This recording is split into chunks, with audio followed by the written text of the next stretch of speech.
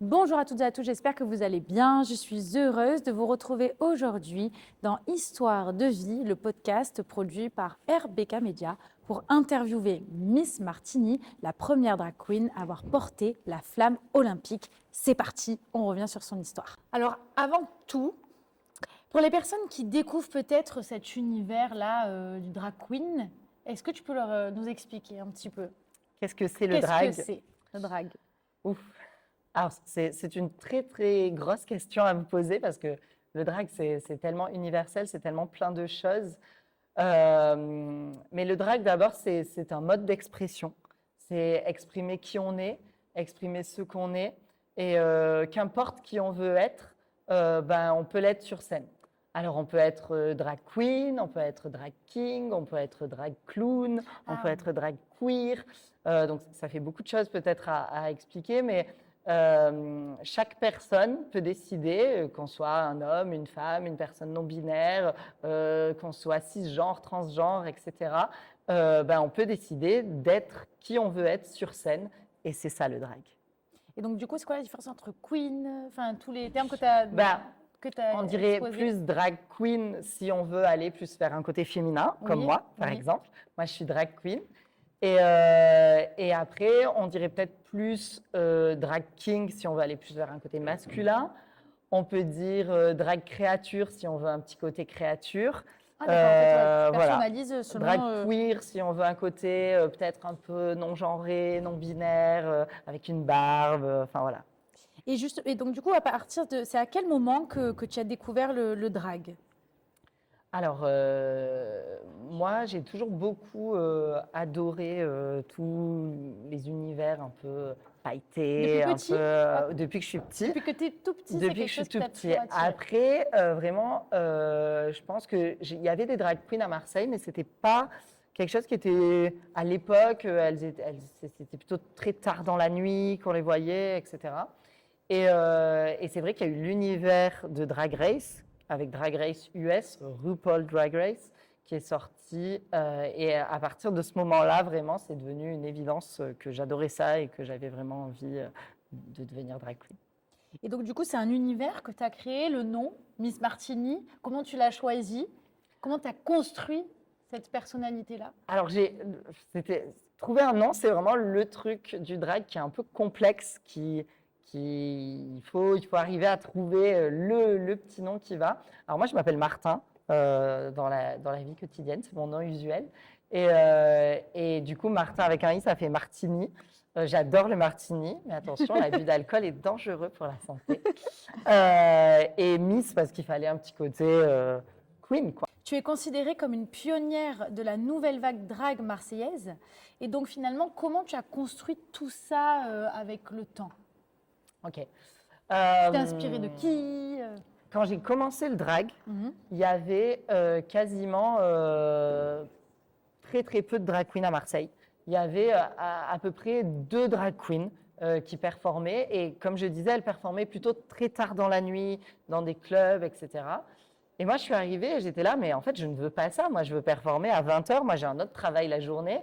Si je me couche à 4h du matin, le lendemain, je ne me réveille plus, quoi. C'est fini. Et du coup, j'ai dit, si on amenait le drag à l'heure du prime time, en fait. Et donc, je suis allée dans des bars, j'ai commencé à faire des shows à 20h, et ça a commencé à prendre. Et puis, on était 1, 2, 3, 4, 5, ça a augmenté, ça a augmenté. On est arrivé à une petite dizaine, puis au bout d'un an, à une petite vingtaine, puis une petite trentaine. Enfin, c'est combien de temps, là, vraiment, que tu fais ça? Alors, moi, j'ai commencé il y a… Moi, j'ai commencé il y a 10 ans, mais à me produire vraiment dehors, ça fait 5-6 ans. Là. 5-6 ans. C'est… Parce qu'à côté, du coup, tu as un métier. Oui, j'ai un métier. Explique-nous un petit peu cette partie de toi. Parce que du coup, tu as, si je peux dire, deux personnalités. Enfin, on te connaît d'une certaine façon et après, tu bascules Miss Martini. La journée, c'est vrai qu'on me connaît plus sous Martin. Et du coup, je suis kinésithérapeute. Je suis spécialisée dans la prise en charge des patientes qui ont des cancers du sein et la lymphologie. Et lymphodème, c'est là qu'on s'est rencontrés, effectivement.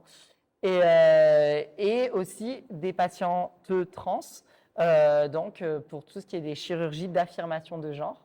Et ça aussi, c'est quelque chose où il y a très peu de kinés qui font ça. Donc, je suis très, très heureuse de faire ça et de pouvoir aider toutes ces personnes-là. Et comment ta famille a pris cette évolution et le fait que tu veuilles devenir drag queen? Parce que tu disais que depuis petit, c'est quelque chose qui t'a toujours plu, les paillettes, le spectacle. Mais quand tu as décidé vraiment d'en faire quelque chose, comment l'ont pris ta famille Alors, et tes proches? il faut déjà savoir que ma famille, ils sont artistes. Mhm. Donc là, ils ont plutôt pris bizarrement le fait que je devienne kiné. Ah ouais. Oui, c'est vrai que c'est pas, Ils tu vois pas étaient où est l'art dans le là, kiné. nous, on est artistes, et pourquoi toi, tu devais devenir kiné? Mais sinon, en fait, alors ma mère, elle était un peu secouée, elle comprenait pas vraiment quel était le truc. Et en fait, du coup, ce que j'ai fait, c'est qu'on était partis en vacances, on était à San Francisco ensemble. Je pars souvent en vacances avec ma maman. Et là, je lui ai dit, mais tu sais quoi? Viens, on y va. Et donc, on est allé au show. Et là, révélation, elle a passé la soirée à danser avec les drag queens. Et elle était trop heureuse. Elle a passé la meilleure soirée de sa vie. Et elle m'a dit, mais en fait, c'est trop cool. Enfin, c'est de l'art, c'est du spectacle. Et je lui ai dit, ben voilà, c'est ce que je veux faire.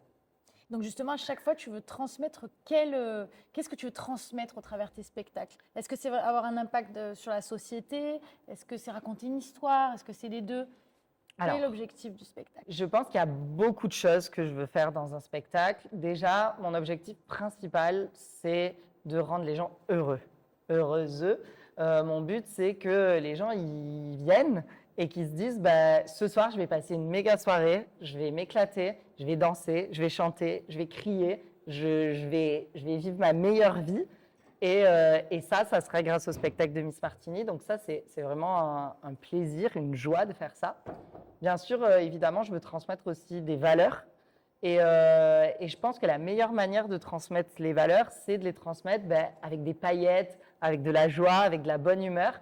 Et quand on veut donner un message, même si c'est un message qui peut être dur, même si c'est un message qui peut être pas facile, même si c'est un message que certains ne comprendront pas, si on l'enrobe de tout ce spectacle et de toute cette joie, peut-être que les gens, à la fin, ils sortiront et ils se diront « j'ai passé une vraiment bonne soirée et puis j'ai remarqué ça ». Et ils ne vont pas se dire oui, on m'a forcé, ou oui, ça a été dur, ou je l'ai mal vécu. Non, ils vont se dire c'était cool. Et en fait, finalement, cette personne, elle n'est pas si différente de moi. Peut-être qu'on n'est pas si éloigné que ça. Et je pense que c'est comme ça qu'on évite l'ignorance, qu'on évite la peur, le rejet, et qu'on peut se retrouver tous ensemble. Justement, est-ce que tu as été confronté à des jugements, à des choses méchantes finalement, ou pas? Alors, de la part de mes proches, vraiment pas. En fait, je les ai tous invités au show et ça a toujours été joyeux, ça s'est toujours bien passé. De la part de gens dans la rue, plutôt pas, parce que pareil, des fois je fais des shows, l'été je fais un show qui est dans la rue, vraiment avec plein de gens autour et ça se passe plutôt bien. Je pense que c'est plutôt sur les réseaux sociaux. Les réseaux sociaux, c'est quelque chose où les gens ils se lâchent, ils disent plein de choses. J'ai porté la flamme olympique. On va y venir. Et c'est vrai que là, il y a eu vraiment beaucoup de haine. Il y a eu des milliards de messages haineux. Ça a été assez important, assez violent. Mais en fait, ce que je me suis dit tout le long du truc, c'est qu'en fait, ils n'attaquaient pas moi. Ils n'attaquent pas Martin, en fait. Ils n'attaquent pas vraiment Miss Martini. Ils attaquent le symbole. Ils attaquent ce que je représente. Et finalement, c'est pas moi qu'ils attaquent. Donc, je ne l'ai jamais pris personnellement. En fait, je l'ai pris comme, eux, ils ne comprennent pas. À moi de leur montrer que, justement, je suis une personne comme les autres et que j'ai le droit d'être là aussi, en fait.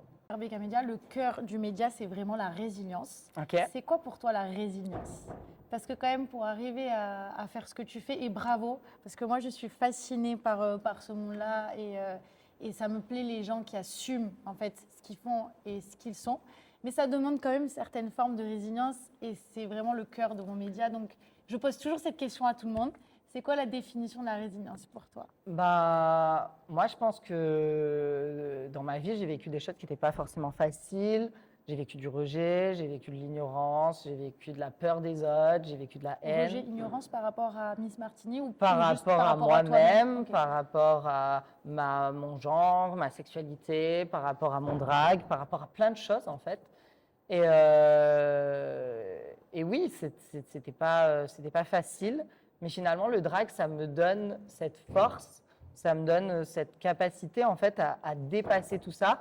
En fait, quand je vais pas bien, bah, j'écris un numéro, je le joue sur scène, et en fait, j'avance, et je continue à avancer, et j'existe, et en fait, bah, le public vient me voir pour ça.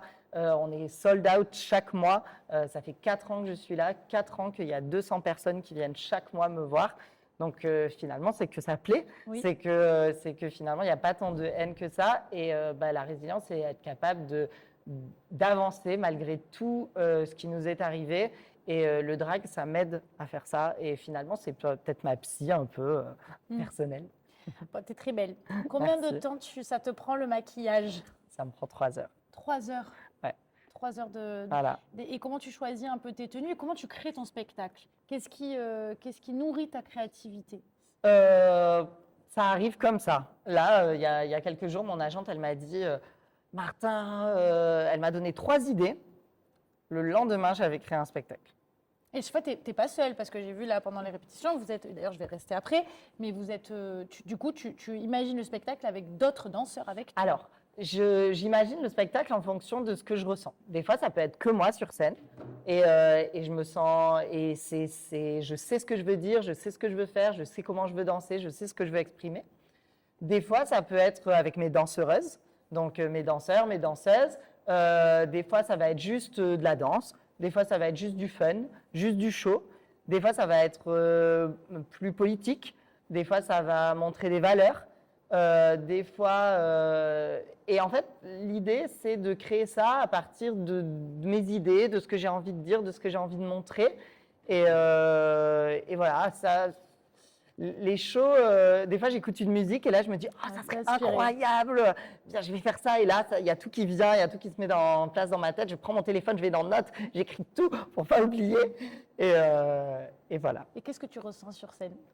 Bah, sur scène, d'abord j'essaye de me faire plaisir parce que c'est un métier qui est pas facile, c'est beaucoup de travail, c'est pas que être sur scène artiste. C'est aussi gérer sa com, gérer les médias, gérer tout plein de choses qui sont parfois, des fois, un peu rébarbatives. J'ai de la chance d'avoir l'habitude de travailler avec l'être humain. Et j'adore ça, j'adore les relations avec l'être humain. Donc moi, aller parler sur n'importe quelle chaîne, j'adore ça. C'est pas du tout un problème. En revanche, des fois, il y a des trucs, il faut faire des tableaux pour préparer le prévisionnel de l'argent, de combien va me coûter le spectacle. Il faut aller parler à des gens, faire de l'administratif. Tout ça, c'est barbant, c'est horrible, c'est nul. Enfin, je veux dire, j'aime pas faire des papiers. Qui aime faire des papiers? Et du coup, heureusement que je peux être sur scène, parce que c'est là où je m'éclate le plus. Et je suis trop heureuse, je performe, je me donne à 100%. Et le public en redemande, donc c'est ça qui me rend heureuse. Alors, tu as été la première drag queen à porter la flamme olympique à côté de mon père dans le bus. D'ailleurs, je tiens à le préciser. Je tiens à préciser. Comment cette opportunité t'est arrivée?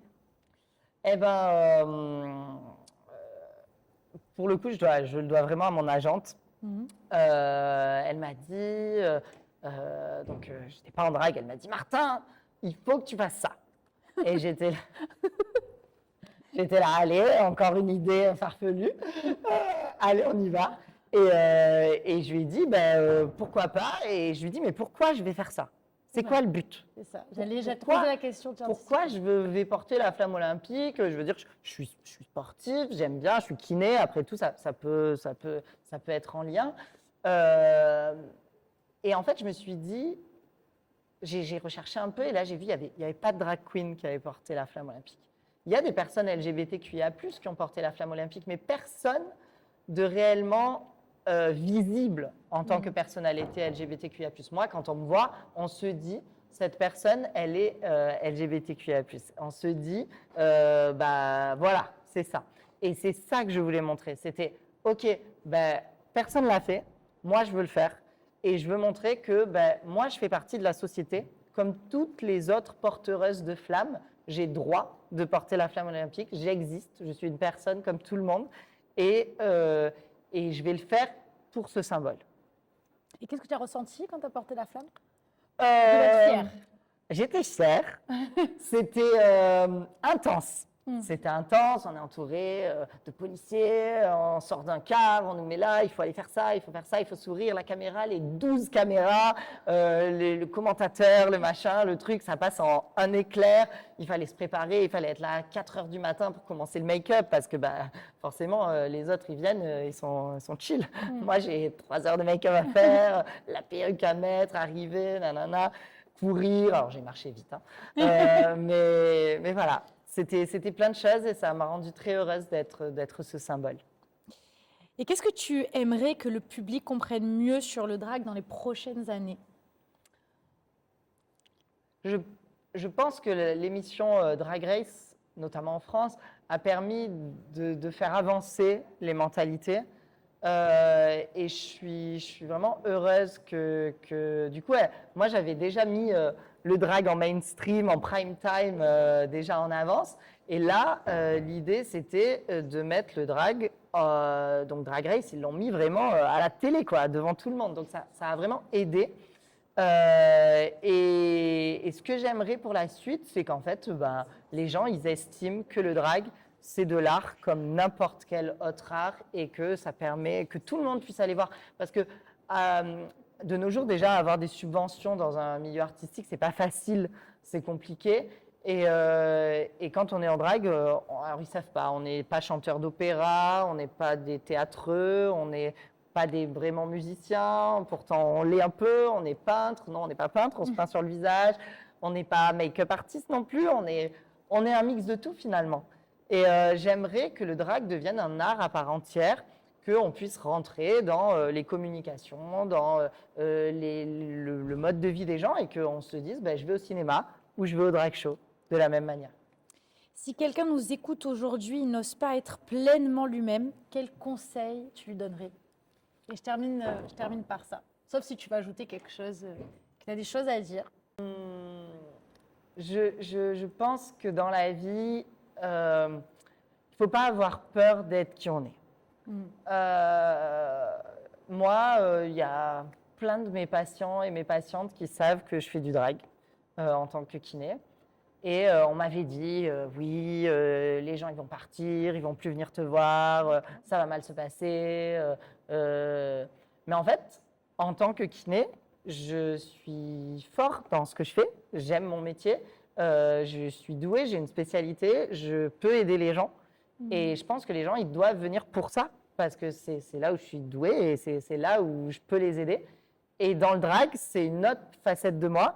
Et je pense que je suis bien en tant que drag. Après, il y a sûrement mieux que moi, il y a sûrement pire que moi, je ne sais pas. Mais en tout cas, si je peux transmettre quelque chose aux gens, je le fais. Et finalement, j'ai des patients et des patientes qui viennent me voir. Et ça, c'est beau parce que finalement, on est dans un monde, et je pense, où tout le monde peut être qui elle veut. Et doit être qui elle veut et ne pas avoir peur d'être qui elle est. Et ça, c'est le plus important. Merci beaucoup, Mais de rien. Martini, pour cette interview magnifique, tout en beauté. C'est Franchement, à côté, j'aurais dû mettre un truc à paillettes. Merci beaucoup. Tu veux ajouter quelque chose ou... Écoute, je suis très heureuse d'être là. Je suis très heureuse de faire mon show qui est la reprise après une petite pause là. Et puis je peux que dire au public de venir me voir, de continuer à venir me voir parce que là en février, j'ai une prochaine date. Je lance. Alors je l'avais déjà lancé. Je suis partie en tournée avec ce show. C'est un show où je suis seule. C'est mon premier show solo. Donc, je l'ai fait cet été en tournée avec mes 3 danseurs et moi. Et donc, je le fais au Théâtre du Tétard le 28 février, samedi 28 février. Donc, venez. Il n'y a pas beaucoup de place, hein, c'est un petit théâtre, mais je voulais être proche du public pour ce show-là. Et puis, bien sûr, venir chaque mois ici au Cabaret. Et bien sûr, à la fin de l'année, on fait chaque année les Étoiles du Drag, qui est un festival, le premier festival du sud de la France de drag. Donc l'année dernière, c'est la première fois qu'il y avait un festival drag du sud de la France. Et c'était moi qui l'ai organisé, donc je suis très très fière de ça. Et cette année, il y aura encore une édition, donc n'hésitez pas, ne loupez rien. allez sur Instagram, miss.martini.queen et suivez toutes mes actualités. Merci c'est ça. beaucoup. Merci beaucoup, Mais Miss merci. Martini.